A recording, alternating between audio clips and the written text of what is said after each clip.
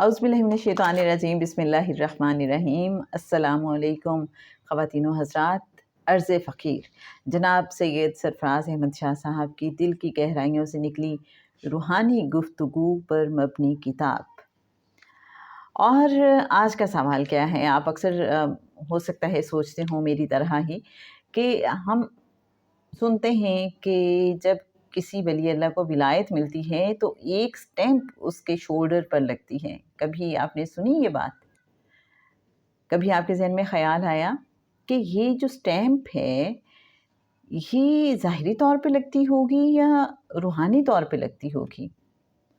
تو جناب یہی سوال جناب سید سرفراز احمد شاہ صاحب سے جب کیا گیا کہ ولی اللہ کے کندھے پر جو مہر ولایت لگتی ہے وہ روحانی طور پر لگتی ہے یا ظاہری طور پر بھی نظر آتی ہے، تو جناب سید سرفراز احمد شاہ صاحب مرشد کامل نے یہ جواب دیا کہ یہ مہر ولایت ویزیبل ہوتی ہے، جس میں چونکہ تبدیلیاں واقع ہوتی رہتی ہیں، اسکن کے نیچے سیلز ڈیڈ ہوتے رہتے ہیں اور ان کی جگہ نئے سیلز بنتے رہتے ہیں، اس لیے پہلے 10-15 سال تو مہر ولایت بہت نمایاں طور پر نظر آتی ہے، پھر مدھم ہونا شروع ہو جاتی ہے، لیکن پھر بھی ظاہری طور پر ویزیبل ہوتی ہے۔